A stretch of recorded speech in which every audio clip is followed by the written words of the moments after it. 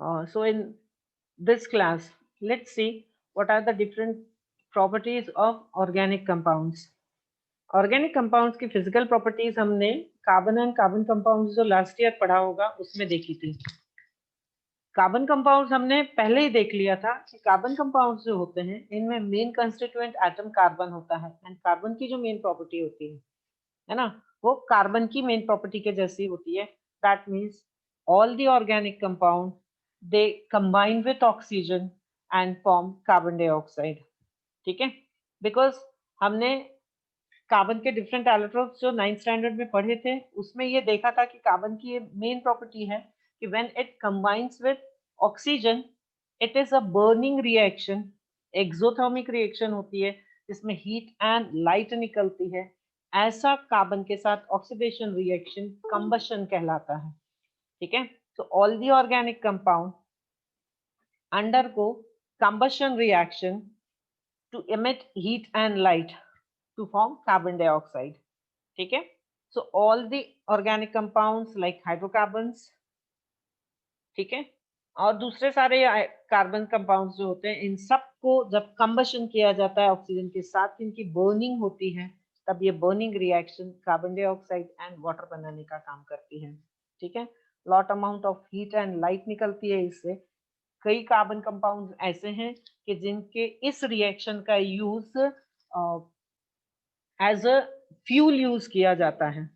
ठीक है, then so this is the common product water and carbon dioxide of all the organic compounds when they undergo combustion reaction. The basic combustion reaction with carbon is this: carbon when combines with oxygen atom forms carbon dioxide, heat and light. Carbon in any form, coke, coal, ठीक, कोई भी carbon का allotrope आप burn करो, it gives carbon dioxide lot amount of heat and light. Likewise carbon, the compound methane and ethanol. Methane as marsh gas, when it combines with carbon oxygen, it completely burns and turns into carbon dioxide and water and produce lot amount of heat, and therefore it is used as good fuel. Along with methane, ethanol, alcohol also burn with oxygen and compound carbon dioxide and water is formed along with lot of heat and light energy. Okay, so as I told you in our previous class that propane and butane, propane is the main component. Hydrocarbon जब हमने पढ़े थे तभी मैंने आपको explain किया था कि हमारा घर के अंदर जो सिलेंडर आता है उस सिलेंडर में यूज होने वाली जो एलपीजी गैस होती है इसका मेन कंपोनेंट प्रोपेन होता है। एंड प्रोपेन अगर आप चाहो तो इसके साथ रिएक्शन लिख सकते हो, जैसे रिएक्शन मीथेन की है कार्बन ऑक्सीजन के साथ बर्निंग की, वैसी सेम रिएक्शन प्रोपेन के साथ होती है। कंप्लीट बर्निंग होती है, इसमें कोई रेसिड्यू पीछे छूटता नहीं है, कोई भी रेसिड्यू नहीं निकलता, एंड देयरफॉर प्रोपेन हो गया, मीथेन हो गया, ये गैसेस कंप्लीट बर्निंग होने के कारण बहुत अच्छे फ्यूल की तरह यूज किए जाते हैं। ठीक है, चलो नेक्स्ट रिएक्शन। आई थिंक ये सारी प्रोसीजर एंड प्रैक्टिकल चीजें हैं, ये आप लोगों को क्लास में अभी निकल गई है ना, ये कोर्स में नहीं है ना, ये प्रैक्टिकल ट्राई दिस जैसी चीजें। मैम है ना, हाँ ठीक है। सो हम डायरेक्टली इस कंपैरिजन इस एक्टिविटी में अल्कोहल जैसे 3-4 ऑर्गेनिक कंपाउंड्स को जब लैब में इसको बर्न किया जाता है, गर्म किया जाता है ना, तो वो क्या रिएक्शन देते हैं, बर्निंग रिएक्शन देते हैं, वो आपको इसमें दिया हुआ है। ठीक है, okay. Now let's see next reaction, that is oxidation reaction. अब देखो ऑक्सीडेशन एंड अभी इसके पहले जो हमने कंबशन देखा, दोनों रिएक्शन वैसे तो सेम है। Oxidation is also addition of oxygen with some element. ठीक है ना, कार्बन को जब ऑक्सीजन के साथ रिएक्शन कराओ, कार्बन डाइऑक्साइड का formation is oxidation of carbon. ठीक है, हाइड्रोकार्बन में जब ऑक्सीजन की रिएक्शन देखा था, मीथेन का ऑक्सीजन के साथ रिएक्शन तो कंबशन में ही देखा था हमने। ठीक है, that is also one type of oxidation reaction. तो in case of this burning, oxidation and combustion reaction one in the same चीज होती है। ठीक है, कार्बन एंड हाइड्रोजन के बीच के बॉन्ड टूटते हैं मीथेन में, एंड उस कार्बन के हाइड्रोजन के साथ जो बॉन्ड ब्रेक होती है उसके बदले ऑक्सीजन ऐड हो जाता है उसके साथ एंड कार्बन डाइऑक्साइड बन जाता है। क्लियर? सो ऑक्सीडेशन रिएक्शन की बात करो तो combustion is a type of oxidation reaction. That means all the combustion reactions are oxidation reactions. ये चीज क्लियर हुई सबको? ऑल द कंबशन रिएक्शन जिसमें कोई भी फ्यूल जलता हो, कार्बन डाइऑक्साइड गैस बनती हो, is a type of oxidation reaction because उसमें कहीं ना कहीं कार्बन कंपाउंड का ऑक्सीडेशन होता है, बिकॉज कार्बन डाइऑक्साइड गैस बनती है, कार्बन ऑक्सीजन के साथ ऐड होता है, दैट मींस ऑक्सीडेशन रिएक्शन हुआ। Is this clear? Clear? Yes ma'am. हाँ, यस मैम। बट सारे ही ऑक्सीडेशन रिएक्शन कंबशन रिएक्शन हो ये जरूरी नहीं है। ठीक है? कंबशन रिएक्शन में ऑक्सीजन के साथ कॉम्बिनेशन तो हो रहा है, लेकिन उस कॉम्बिनेशन में हीट एंड लाइट भी प्रोड्यूस होती है। तो ऐसा रिएक्शन जिसमें कंपाउंड ऑक्सीजन के साथ ऐड हो रहा हो, ऑक्सीडेशन हो रहा हो, heat and light energy produce हो रही हो, ऐसा ऑक्सीडेशन रिएक्शन एक्चुअली बर्निंग या कंबशन कहलाता है। ठीक है? नाउ तो बाकी ऑक्सीडेशन रिएक्शन जो कंबशन नहीं है, जलने वाले रिएक्शन नहीं है, तो उसके अलावा भी ऐसे बहुत सारे रिएक्शन है जिसमें किसी न किसी एलिमेंट के साथ ऑक्सीजन का एडिशन हो रहा है या हाइड्रोजन निकल रही है। ऑक्सीडेशन रिएक्शन जो रेडॉक्स रिएक्शन जो आपने पढ़ा था उसमें चीज क्लियर है कि आइदर एडिशन ऑफ ऑक्सीजन और removal of hydrogen is called as oxidation reaction. ठीक है ना? तो कार्बन कंपाउंड जब भी कंबशन होता है ये कंप्लीटली ऑक्सीडाइज्ड हो जाते हैं। ठीक? तो हम ये कह सकते हैं, ठीक है, हम ये कह सकते हैं कि these chemical compounds can also be used as a source of oxygen। Carbon compound completely oxidise हो जाते हैं ड्यूरिंग कंबशन, हो जाते हैं ना? सो ये सब्सटेंसेस जो ऑक्सीजन प्रोड्यूस करते हैं दूसरे सब्सटेंसेस को देने के लिए, वो कहलाते हैं ऑक्सीडाइजिंग एजेंट। ठीक है? जैसे पोटेशियम परमैंगनेट हमने देखा था, पोटेशियम डाइक्रोमेट देखा था ऑक्सीजन फॉर्मेशन के लिए, ये ऑक्सीडाइजिंग एजेंट है ना? तो potassium dichromate and potassium permanganate जैसे कंपाउंड जो ऑक्सीडाइजिंग एजेंट होते हैं, ये किसी न किसी फंक्शनल ग्रुप में प्रेजेंट कार्बन कंपाउंड्स को कहीं ना कहीं रिप्लेस करने का काम करते हैं। ठीक? चलो अब एक चीज और देखें अपनी इंटरेस्टिंग चीज। कभी आपने घर पे कैरोसिन का स्टोव जलाया है क्या, या कभी जलते हुए देखा है? देखा है? स्टोव पर खाना पकते हुए देखा है कि किसी ने खुद जलाया है इसको? देखा है? ओके। तो जो कैरोसिन का जो बर्नर होता है ना, उस बर्नर में जहां से नीचे से ऊपर वेपर्स निकलती हैं कैरोसिन की, जो फ्लेम ऊपर की तरफ जलती है ना प्लेट के ऊपर, तो जहां से वो निकलती है ना वहां पर देखो छेद।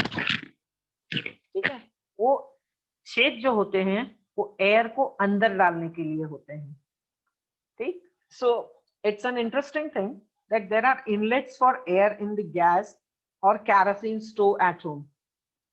ये इसीलिए होते हैं कि ये गैसियस फ्यूल को सफिशिएंट अमाउंट में ऑक्सीजन सप्लाई कर सके एंड बहुत अच्छे अमाउंट में इनका कंबशन हो, एंड कंबशन होने के बाद जब कंप्लीट कंबशन होता है, कंप्लीट बर्निंग होती है, तब ब्लू कलर की फ्लेम निकलती है। ठीक है ना? तो जब कंप्लीट बर्निंग होती है फ्यूल की तो ब्लू फ्लेम निकलती हुई दिखाई देती है। इसलिए आप देखो कई बार हमारे घर के जो गैस बर्नर्स होते हैं या स्टोव में जब कुछ कचरा आ जाता है ना, तो फ्लेम देखना येलो जैसी हो जाती है, येलोइश ब्राउन जैसी हो जाती है एंड बर्तन काले होने लगते हैं। स्टोव में इसीलिए बर्तन काले होते हैं क्योंकि स्टोव से जो हवा के अंदर जाने का जो जगह होती है बहुत कम होती है, इसलिए कैरोसिन में कंप्लीट कंबशन नहीं हो पाता एंड इस वजह से कार्बन भी रिलीज होता है एंड इसीलिए बर्तन काले होते हैं। हमारे घर पर जनरली जो हम एलपीजी से हम खाना बनाते हैं तो कंप्लीट ब्लू फ्लेम निकलती है एंड बर्तन काले नहीं होते, होते हैं क्या? नहीं होते। लेकिन अगर उस बर्नर में भी कहीं से कचरा आ जाए, खाना बनाते समय, रोटी बनाते समय अगर कुछ डिपॉजिट उसके अंदर कचरे का रह जाए, तो उसकी वजह से जो होता है वो छेद उसके बंद हो जाते हैं। एंड कंप्लीट ब्लू फ्लेम के बदले देखना गोल्डन सी या येलो कलर की सी फ्लेम कभी कभी हमारे गैस से भी निकलती है। उस समय जब हम खाना बनाते हैं तब हमारे बर्तनों पर ब्लैक कलर की लाइन बन जाती है, ब्लैक कलर डिपॉजिट हो जाता है, ठीक है ना। तो कुकिंग वेसल्स के नीचे वो जो ब्लैक कलर जमा होता है, जिसको अपन क्या बोलते हैं, काजल बोलते हैं ना, that is actually suit. Fine carbon particles उसके ऊपर डिपॉजिट हो जाते हैं एंड उस कार्बन का डिपोजिशन, बर्तन काला होना, that means fuel is not of good quality, क्योंकि वो इनकम्प्लीट बर्निंग हुई। इनकम्प्लीट बर्निंग होने के कारण फ्यूल बच गया, कार्बन फॉर्म में ही रह गया ना, पूरा जला नहीं कार्बन, एंड इसीलिए ऐसा फ्यूल अच्छा फ्यूल नहीं माना जाता जो इस तरह से सूट का रेसिड्यू छोड़ता है ना। एंड इसीलिए तभी भी देखो हमारे गैस के बर्नर को हम छेद से साफ करते हैं, सुई से साफ करते हैं ना गैस बर्नर को। एंड अगर स्टोव आपने देखा हो तो स्टोव का जो इनलेट होता है उसमें भी पिन से उसका कचरा साफ किया जाता है, तो फ्लेम वापस से बड़ी हो जाती है, ठीक। So this is burning and oxidation reaction of organic compound. हाँ, अब देखो जो मैं बात कर रही थी ऑक्सीडाइजिंग एजेंट की, ठीक। ऑक्सीडाइजिंग एजेंट जो होते हैं, ये ऑक्सीडाइजिंग एजेंट रिएक्शन में ऑक्सीजन सप्लाई करने का काम करते हैं। एंड जैसे ही इन ऑर्गेनिक कंपाउंड्स को ऑक्सीजन मिलती है, बर्निंग नहीं, कंबशन नहीं, ऑक्सीडेशन रिएक्शन, जब एक टेस्ट ट्यूब में अल्कोहल लेकर उसमें एसिडिक पोटेशियम परमैंगनेट डाल के उसको गर्म किया जाता है ना, तो जो अल्कोहल होता है वो एसिड में कन्वर्ट हो जाता है, ठीक है ना। तो होता ये है कि जो एसिडिक पोटेशियम परमैंगनेट होता है, ये पोटेशियम परमैंगनेट ऑक्सीजन सप्लाई करने का काम करता है। And chemical reaction is given that see alcohol C2H5OH, oxygen की प्रेजेंस में जब ये रिएक्शन करता है तो दिस ऑक्सीजन, नेशेंट ऑक्सीजन, इसीलिए देखो एटॉमिक ऑक्सीजन है ना, ब्रैकेट में लिखी जाती है। ऑक्सीजन गैस सप्लाई नहीं करता, ऑक्सीजन एटम सप्लाई करता है, that combines here with COOH and forms ethanoic acid, ठीक है। तो होता क्या है, जो पोटेशियम परमैंगनेट है इसका कलर पिंक होता है, कुएं की दवाई जिसको बोलते हैं ना, कुएं में डालने की पिंक कलर की दवाई, दैट इज पोटेशियम परमैंगनेट। अब पोटेशियम परमैंगनेट का सॉल्यूशन, पानी में इसको डिसॉल्व करो ना तो मस्त पिंक कलर का सॉल्यूशन बनता है। इसको जैसे ही अल्कोहल में डालते हैं, थोड़ी देर आप हिलाते हैं, ठीक है ना, तो उसका पिंक कलर डिसअपियर हो जाता है। पिंक कलर डिसअपियर इसीलिए हो जाता है कि जो पोटेशियम परमैंगनेट होता है ये ऑक्सीजन रिलीज कर देता है एंड पोटेशियम क्रोमेट में पोटेशियम परमैंगनेट नहीं रह जाता, ऑक्सीजन उससे निकल जाती है, इसलिए उसका कलर निकल जाता है, पूरा पोटेशियम परमैंगनेट खत्म हो जाता है। एंड पूरा पोटेशियम परमैंगनेट खत्म हो जाने के कारण ऑक्सीडेशन रिएक्शन में इसके ऑक्सीजन यूज हो जाती है, जिसकी वजह से पोटेशियम परमैंगनेट का कलर खत्म हो जाता है, ठीक। एंड जितनी अल्कोहल उस टेस्ट ट्यूब के अंदर है, जब तक पूरा अल्कोहल एसिड में कन्वर्ट नहीं हो जाता तब तक पोटेशियम परमैंगनेट का कलर डिसअपियर होता रहता है। उसके बाद अगर आपने एक ड्रॉप भी पोटेशियम परमैंगनेट एक्स्ट्रा डाला तो उसका कलर चेंज नहीं होता है। रीजन ये है कि पूरा का पूरा अल्कोहल एसिड में कन्वर्ट हो जाता है, तो उसके बाद जब एक्स्ट्रा KMnO4 की एक ड्रॉप भी डाली तो सॉल्यूशन को वापस से पिंक कर देता है, ठीक है ना। जो प्रूव करता है कि टेस्ट में अब बिल्कुल अल्कोहल टेस्ट ट्यूब में बचा हुआ नहीं है, all the alcohol which was present in the test tube got converted into ethanoic acid, ठीक है, एसिटिक एसिड में कन्वर्ट हो जाता है, क्लियर। सो ये रिएक्शंस हैं, अगर हमारे यहाँ लैब्स शुरू हो जाएंगे तो ये सारे ऑर्गेनिक रिएक्शंस हमको ऑर्गेनिक कंपाउंड्स के साथ की रिएक्शन थोड़े बहुत हम करके देखेंगे, ठीक है ना। So here acidic potassium permanganate oxidising agent की तरह काम करता है। अल्कोहल का एसिड में कन्वर्जन, अब आपको याद रखने की चीज ये है कि अल्कोहल का एसिड में कन्वर्शन इज ऑक्सीडेशन रिएक्शन, ठीक है ना। हुआ क्लियर सबको, ऑक्सीडेशन एंड बर्निंग में डिफरेंस हुआ। मैम एक बार शॉर्ट में रिपीट कर। ऑक्सीडेशन अल्कोहल का Acid में conversion is oxidation reaction.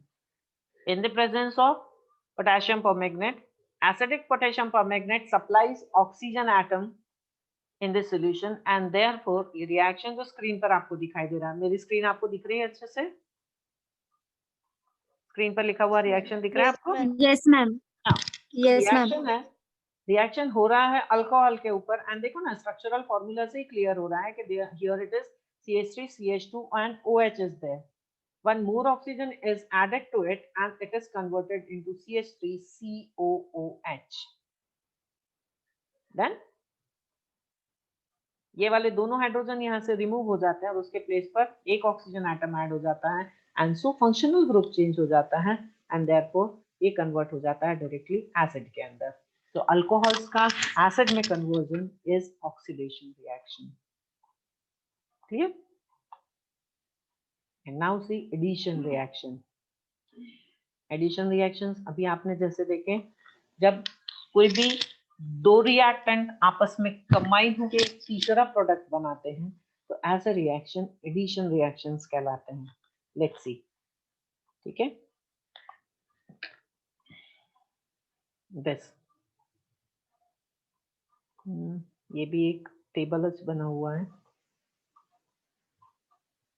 हाँ, ये देखो oxidation reaction, sorry addition reaction. Organic compounds में, कार्बन कंपाउंड में एडिशन रिएक्शन जनरली जो सैचुरेटेड कंपाउंड्स हैं उनके बदले जो अनसैचुरेटेड कंपाउंड्स हैं उनमें बहुत फास्ट एडिशन रिएक्शन होता है. वो इसीलिए क्योंकि जो अनसैचुरेटेड कंपाउंड्स होते हैं, सी स्क्रीन पर आपको दिखाई दे रहा है यहाँ पर सी डबल बॉन्ड सी एक double carbon carbon double bond वाला एक कंपाउंड है. एथीन नहीं है क्योंकि यहाँ पर इसके कार्बन की वैलेंसीज आगे और कार्बन चेन में जा रही है कि हाइड्रोजन से सेटिस्फाइड है ये दिखाई नहीं दे रहा है. But carbon carbon double bond वाला एक अगर कंपाउंड यहाँ पर देखा जाए, ठीक है, so this is unsaturated hydrocarbon, unsaturated carbon. अगर इस तरह के अनसैचुरेटेड ऑर्गेनिक कंपाउंड्स हुए, कार्बन कंपाउंड्स हुए, तो इनमें इजीली हाइड्रोजन का एडिशन हो सकता है. ठीक है, होता क्या है कि जब इस तरह से इन डबल बॉन्ड वाले ऑर्गेनिक कंपाउंड्स, कार्बन कंपाउंड्स जो कि अनसैचुरेटेड है, डबल बॉन्ड या ट्रिपल बॉन्ड के कंपाउंड्स, इनके ऊपर हाइड्रोजन गैस अगर पास की जाए, किसके ऊपर से, निकल की प्लेट के ऊपर से, निकल की प्लेट का एक गॉज बनाया जाए, उस गॉज के ऊपर इनमें से अगर हाइड्रोजन गैस अगर पास कराई जाए ना, तो ये जो डबल बॉन्ड है ये डबल बॉन्ड ओपन हो जाते हैं, कार्बन कार्बन के बीच में सिंगल बॉन्ड आ जाता है एंड पूरा का पूरा हाइड्रोजन मॉलिक्यूल इस तरह से दोनों कार्बन के एक एक वैलेंसी के साथ सैचुरेट हो जाता है एंड जो अनसैचुरेटेड कार्बन कंपाउंड है that converts into saturated carbon compound. ठीक है, एंड इस तरह से हाइड्रोजन का एडिशन, सी ये पूरा का पूरा हाइड्रोजन मॉलिक्यूल ऐड हो गया ना. ये रिएक्शन समझ में आया सबको? ये रिएक्शन समझ में आया सबको? Yes, ma'am. एक डबल बॉन्ड ब्रेक हुआ तो जो दो इलेक्ट्रॉन्स फ्री हुए वो दो इलेक्ट्रॉन्स इन दोनों हाइड्रोजन एटम के साथ इस तरह से सेटिस्फाई हो गए and carbon carbon single bond बन गया. ठीक है, इसी तरह से अगर ये कार्बन कार्बन ट्रिपल बॉन्ड वाला एटम भी होता ना, तो कार्बन कार्बन ट्रिपल बॉन्ड में एक हाइड्रोजन ऐड होने के बाद इस तरह का एक कंपाउंड बनता, कार्बन कार्बन के बीच का सिंगल बॉन्ड एक स्टेप में टूटता. ठीक है, एंड दूसरे स्टेप में वापस से दूसरा भी कार्बन कार्बन सिंगल बॉन्ड टूट जाता एंड तब चार हाइड्रोजन एटम जुड़ जाते. तो इमेजिन करो आप, अभी बोर्ड नहीं है अपने पास, मैं आपको एक्सप्लेन करूं. अगर हमारे पास एसिटिलीन होता, इथाइन होता, सी ट्रिपल बॉन्ड सी होता है ना, ट्रिपल बॉन्ड होता तो क्या होता था, पहले स्टेप में इसके जस्ट पहले एक स्टेप और क्या होती थी ट्रिपल बॉन्ड वाले मॉलिक्यूल के साथ, उसका ट्रिपल बॉन्ड में से एक बॉन्ड टूट जाता, दो हाइड्रोजन ऐड हो जाते, तो ये वाला मॉलिक्यूल बनता था. आ रहा समझ में? इसके जस्ट एक स्टेप बिफोर की बात करो, सी ट्रिपल बॉन्ड सी वाला मॉलिक्यूल होता तो इसके एक स्टेप पहले यही रिएक्शन अगर आप इमेजिन करो तो हो सकती है ना, सी ट्रिपल बॉन्ड सी हो, उसमें अगर एक हाइड्रोजन मॉलिक्यूल ऐड करो तो it will convert into C double bond C, एक का एक हाइड्रोजन और इधर ऐड हो गई, और एक हाइड्रोजन मॉलिक्यूल इसको दिया तो ये डबल बॉन्ड भी टूट गया, सिंगल बॉन्ड हो गया कार्बन कार्बन के बीच में, एंड एक हाइड्रोजन मॉलिक्यूल ऐड हो गया। तो इस तरह से हाइड्रोजन के मॉलिक्यूल का एडिशन होना, अनसैचुरेटेड कार्बन कंपाउंड से सैचुरेटेड कार्बन कंपाउंड्स का बनना is called as hydrogenation reaction. Hydrogen का addition that is hydrogenation. And इस तरह का हाइड्रोजिनेशन जो बड़े बड़े एसिड डबल बॉन्ड वाले अनसैचुरेटेड ऑर्गेनिक एसिड्स के साथ किया जाए, जिनको ऑयल्स कहते हैं, ठीक है। तो ऐसे अनसैचुरेटेड वेजिटेबल ऑयल्स जो होते हैं, इन वेजिटेबल ऑयल्स के ऊपर जब निकल की प्लेट पर से, ठीक, निकल कैटलिस्ट का काम करता है इस रिएक्शन में, निकल की प्लेट पर से हाइड्रोजन गैस पास कराई जाती है, तो ये सैचुरेटेड हाइड्रोकार्बन्स में मींस सैचुरेटेड कंपाउंड में कन्वर्ट होता है। एंड दिस ऑयल, उसका फॉर्मूला बहुत बड़ा होता है, तो जो वेजिटेबल ऑयल होता है इसमें जब हाइड्रोजन गैस ऐड हो जाती है तब वो कन्वर्ट हो जाता है वेजिटेबल घी के अंदर, ठीक है।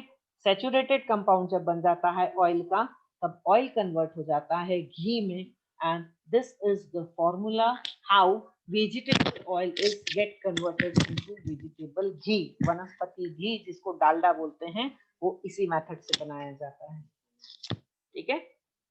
तो ऑयल्स के मॉलिक्यूल्स के बीच में जो डबल बॉन्ड होते हैं वो ब्रेक होते हैं, हाइड्रोजन मॉलिक्यूल ऐड हो जाता है, एंड हाइड्रोजन मॉलिक्यूल ऐड होने के कारण उसकी पूरी की पूरी प्रॉपर्टी बदल जाती है।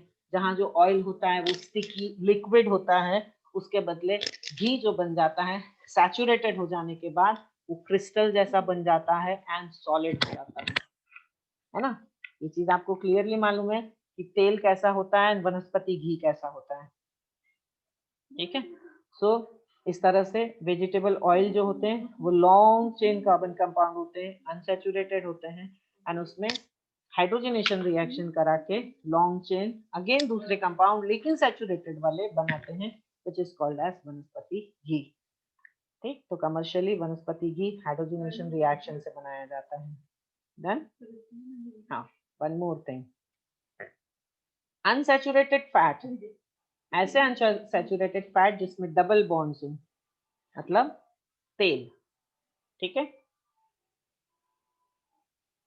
ये ह्यूमन हेल्थ के लिए अच्छे होते हैं, दीज आर गुड कोलेस्ट्रॉल।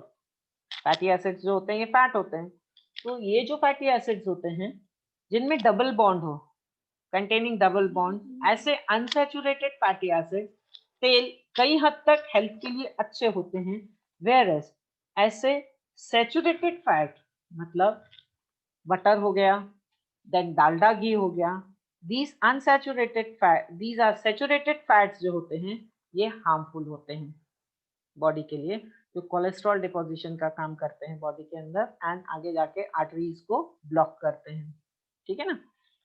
चलो, now the third type of reaction, the next type of reaction, that is called as substitution reaction. Substitution reaction का वर्ड से ही मीनिंग अपने को मालूम है कि जैसा सब्स्टिट्यूशन हमने मेटल्स के साथ देखा था, ठीक है ना, कि कोई एक ज्यादा रिएक्टिव एलिमेंट का एटम किसी दूसरे एटम के आयन को रिप्लेस कर देता हो उसके सॉल्ट में से, तो दैट इज सब्स्टिट्यूशन रिएक्शन, है ना। तो वैसा ही कुछ एक सब्स्टिट्यूशन रिएक्शन ऑर्गेनिक कंपाउंड्स में भी होता है। ऑर्गेनिक कंपाउंड्स में ये सब्स्टिट्यूशन रिएक्शन सबसे अच्छा हम समझ सकते हैं हेलोजेंस का सब्स्टिट्यूशन, ठीक है ना। तो कार्बन कार्बन बीच में सिंगल बॉन्ड होता है, वो कार्बन हाइड्रोजन के बीच का जो सिंगल बॉन्ड होता है वो स्ट्रॉन्ग बॉन्ड होता है, कोवेलेंट बॉन्ड ही होते हैं लेकिन स्ट्रॉन्ग बॉन्ड होते हैं। तो जनरली जो सैचुरेटेड हाइड्रोकार्बन्स होते हैं, ये सैचुरेटेड हाइड्रोकार्बन्स दूसरे कंपाउंड्स के कंपैरिजन में जनरली रिएक्टिव नहीं होते हैं, क्योंकि इनकी सारी वैलेंसीज या तो कार्बन कार्बन के साथ सेटिस्फाई होती है या कार्बन हाइड्रोजन के साथ सेटिस्फाई होती है। इसीलिए जो हाइड्रोकार्बन्स होते हैं सैचुरेटेड होते हैं, ये generally strong and stable compound होते हैं, ठीक है। एंड इसीलिए उनमें अगर किसी हाइड्रोजन एटम को सब्स्टिट्यूट करना हो तो स्ट्रॉन्ग रिएजेंट की जरूरत पड़ती है, स्ट्रॉन्ग एजेंट की जरूरत पड़ती है, जो उनमें से कार्बन हाइड्रोजन के बीच का बॉन्ड तोड़ सके। ठीक है, सो सैचुरेटेड हाइड्रोकार्बन्स की ये रिएक्शन मैं आपको बताऊं, substitution reaction. Saturated hydrocarbons sunlight की प्रेजेंस में, सनलाइट इसमें एक्टिवेशन का काम करती है, तो सनलाइट के प्रेजेंस में ये हाइड्रोकार्बन्स क्लोरीन के साथ रैपिड रिएक्शन करते हैं, फास्ट रिएक्शन करते हैं, and step by step chlorine के एटम एक एक करके मीथेन के ये चारों हाइड्रोजन रिप्लेस करते जाते हैं। एंड इस तरह से this process of formation of chlorine compound in presence of sunlight is called as chlorination of methane, and chlorination of methane is a substitution reaction जो स्टेप बाय स्टेप 4 टाइप की हो सकती है एंड 4 डिफरेंट प्रोडक्ट्स देती है। See how, समझ में आ रहा है? See substitution reaction again block game जैसी ये खेलने की चीज है। मीथेन सेंट्रल एटम कार्बन, उसके चारों तरफ 4 बॉन्ड्स पर 4 हाइड्रोजन एटम लगे हैं। अब हमको करना क्या है, when methane goes with substitution reaction with chlorine, तो क्लोरीनेशन का पहला स्टेप होगा तो क्या होगा, CH4 में से एक हाइड्रोजन रिमूव करो, एक क्लोरीन यहां से ब्रेक करो, 2 क्लोरीन एटम है क्लोरीन गैस में, एक क्लोरीन एटम यहाँ पर ऐड करो, एक हाइड्रोजन रिप्लेस कर दो, तो बचा हुआ hydrogen will go with chlorine and will form HCl। Reaction समझ में आया? कंपाउंड बना CH3Cl। पहला स्टेप का रिएक्शन समझ में आया? मीथेन के 4 हाइड्रोजन में से एक हाइड्रोजन रिमूव किया, क्लोरीन में दोनों एटम अलग अलग किए, एक क्लोरीन मीथेन के साथ चला गया तो बन गया CH3Cl, बचा हुआ हाइड्रोजन एंड क्लोरीन आपस में जुड़ जाएंगे and they will form hydrogen chloride. ये चीज समझ में आई? Substitution reaction. Yes ma'am. Now compound का नाम मेथिल क्लोराइड और क्लोरोमीथेन। मैम हाँ, मैम रिपीट करोगे वो मतलब ये क्लोरीन का sunlight. Chlorine molecule, chlorine gas sunlight के प्रेजेंस में मीथेन के साथ रैपिड रिएक्शन देता है। एंड रिएक्शन कैसी लर्न करने के लिए आपको बता रही हूँ, मीथेन का जो 4 हाइड्रोजन एटम मीथेन के साथ जुड़े हैं उसमें से एक हाइड्रोजन निकल जाएगा, उसके बदले क्लोरीन ऐड हो जाएगा and compound will be CH3Cl। ठीक है, अब रिएक्शन को बैलेंस करने के लिए बचा क्या, यहाँ मीथेन से निकला हुआ एक हाइड्रोजन एटम, क्लोरीन में बचा हुआ एक और क्लोरीन एटम आपस में कंबाइन होकर बना लेंगे HCl। ब्लॉक गेम जैसी चीज हो गई। मीथेन में से एक हाइड्रोजन हटा के इधर डाल दिया, क्लोरीन हाइड्रोजन रिमूव किया तो क्लोरीन एक ऐड कर दिया, एक तो सब्स्टिट्यूट हो गया ना, एक हाइड्रोजन क्लोरीन के साथ सब्स्टिट्यूट हो गया एंड मेथिल क्लोराइड बन गया। देन नाउ अभी देखो आगे, और अगर सनलाइट के प्रेजेंस में इसको और क्लोरीन मॉलिक्यूल मिलेंगे ना तो क्या करेगा, ये मेथिल क्लोराइड आगे एक और एक क्लोरीन मॉलिक्यूल के साथ रिएक्शन करेगा, इसमें से एक और एक हाइड्रोजन निकल जाएगा एंड एक क्लोरीन और ऐड हो जाएगा, तो कंपाउंड विल बी, देखो CH3 था, CH3 से अब 2 बचेंगे हाइड्रोजन, तो कंपाउंड विल बी CH2Cl2, एक और एक HCl मॉलिक्यूल निकल गया। डन, कंपाउंड का नाम डाइक्लोरोमीथेन। डन, ये भी एक अलग कंपाउंड है। सी क्लोरीन और अगर इसको सप्लाई में मिलती रही तो CH2Cl जो है ये आगे और एक स्टेप में क्लोरीनेट होता है। One more step of chlorination is takes place here. One more hydrogen will be replaced by one chlorine atom and the compound will contain only one hydrogen atom and 3 chlorine atoms.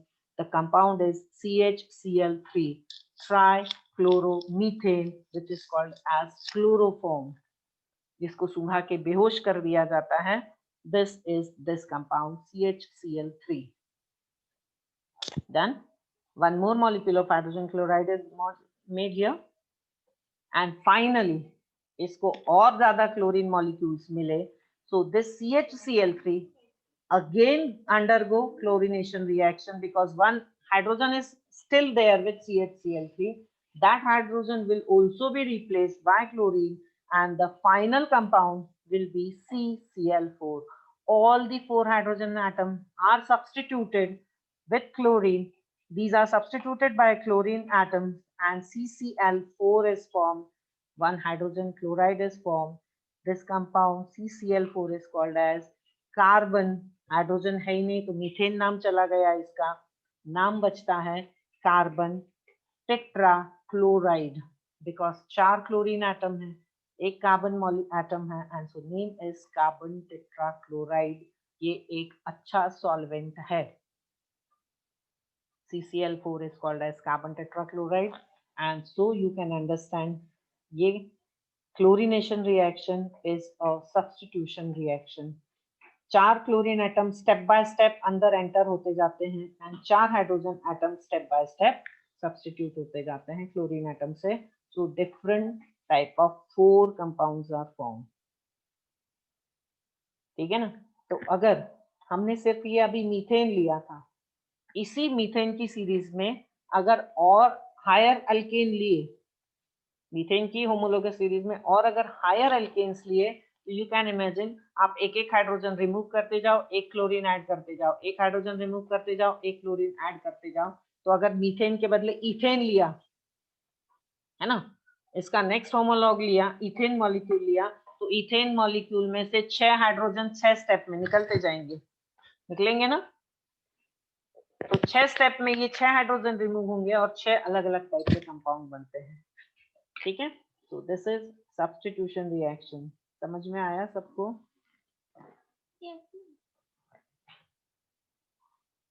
Yes हुआ? Ma'am. Yes ma'am. आज यहीं तक carbon compounds की हमने properties 4 type की देखी। इसमें किसी को कोई डाउट हो तो पूछो।